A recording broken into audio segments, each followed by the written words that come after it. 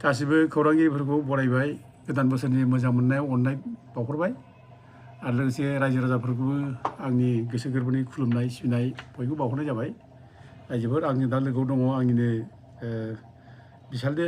आरो लोगोसे बिथाङा डाइटनिबो रिटायार्ड प्रिन्सिपाल बिरेन्द्र चन्द्र बसुमतारी दा बिथांखौ लोगो लाफानाय जादों दिनै 7 तारिख जानुवारि 7 तारिख जानुवारियावनो आं मोनसे मेमरेबल डे खालामनो थाखाय आं मोनसे प्रग्राम लानाय जादों बे प्रग्रामानो जाहैबाय आङो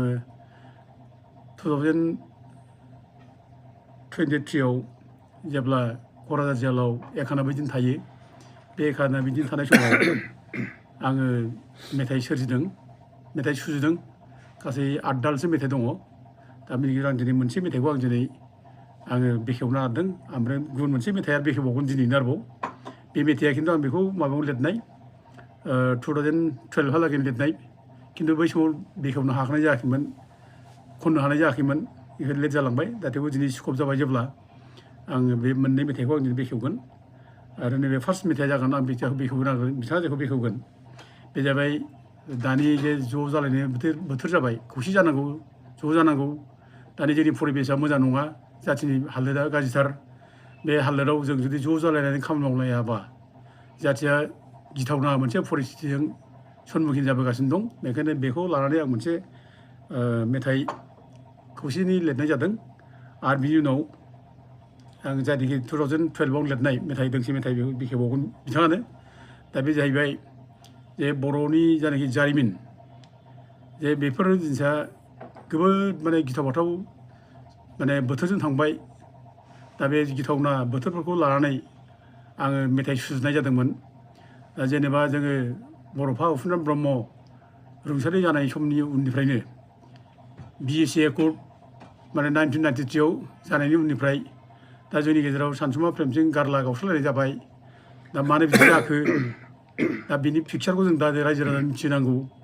मानो बिदि जाखो आरो बिनि उनाव जे दिनै जोंनि गेजेराव जे सा खोला लालायनानै मोनथाम मोनब्रै लालायनानै गिलु बालु मैहेर दाखोर जाबाय दावहा जालायबाय दा बेफोर मानि थाखाय जाखो दा बेफोरखौ जोंनि रायजो राजानो जों मिथिनांगौ ओमफ्राय लोगोसे जोंहा माने BTC सुक्ति जाना फैबाय BLTनि आन्दलननि गेजेरजों 2003 आव दा बिनि उनाव आरोबाव जोंनाव नांलाय खमलाय जाबाय बिरादनो राजनितिया गावस्रा जाबाय दा बेफोर जिनिसखौ दिनै जों बुंनो थाखाय सोरखौ बुंबावनो बुंब्लाबो दा दाय जालायगोन गोबां माने माबा जालायगोन जोंनि गेजेराव दानो दा गथिखे जोङो दिनै रायजोफ्रा बुजिथों रायजोफ्रा मिथिथों थार गुबै माने थासारिया मा जायामोन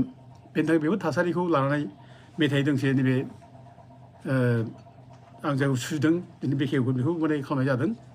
आरो बे लिरनायनि थाखाय लिरगिरिया दायनिगिरि जेबो नङा बे बोथोरनिसो दाय बियो बे समनि थासारिनि दाय आरो लोगोसे खनगिरियाबो खुनु दायनिगिरि नङा बेयाव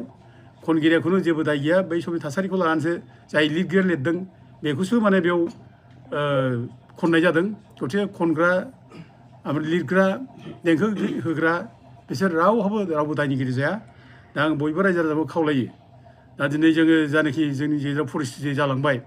बे परिस्थितिखौ जों सोरखौबा आसि थुनानै खोन्थानो हाब्लाबो जायफ्रा बे परिस्थितियाव जरित दङ बिसोरनि खोमाव हाबहैदों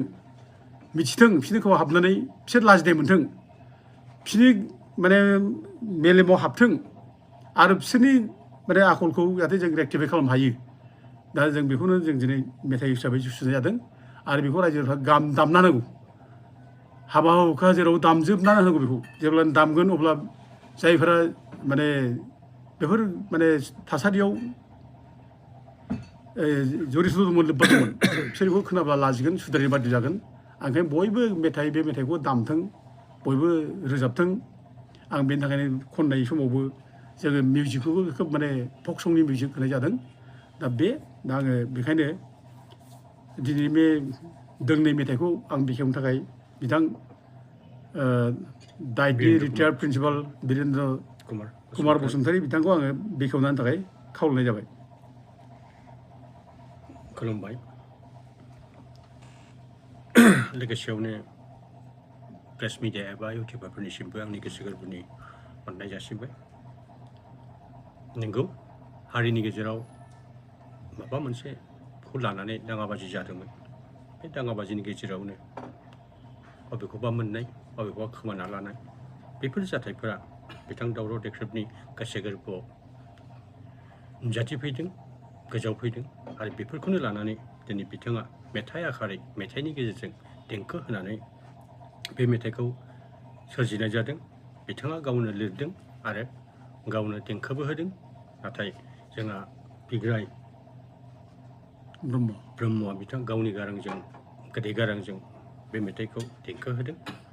आरो बेखौनो लानानै आं दिनै बिथांनि बुंनायलाय बे मेथाइखौ आं बेखेवना होनाय जानोसै।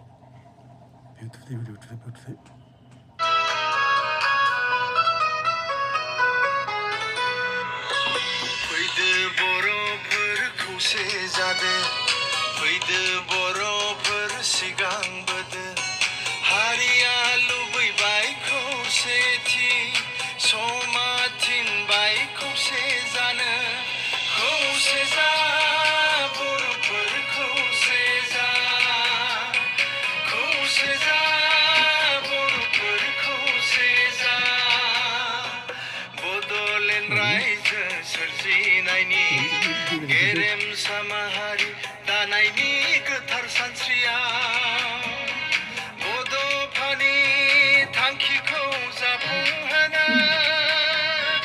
खौसे जा बर'फोर खौसे जा, खौसे जा बर'फोर खौसे जा, खौसे जा बर'फोर खौसे जा, खौसे जा। दा आरोबाव लोगोसे आङो नैबे दोंसे मेथाइखौ आरोबाव जारिमिनारि मेथाइ दा बेखौबो आङो बेखेवनो थाखाय बिथां बिरेन्द्र कुमार बसुमतारी बिथांखौ आङो खावलायनाय जाबाय। दा नैथि मेथाइखौ आङो नोंथांमोननि गेजेराव बेखेवनानै होनाय जाबाय। गंमेना नों आदा मैसो भेरा, बाथाबारिनि गंमेना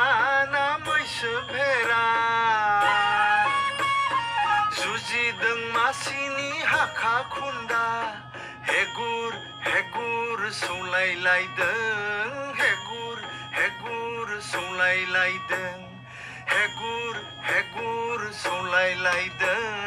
हेगुर हेगुर सौलायलायदों। फोसावो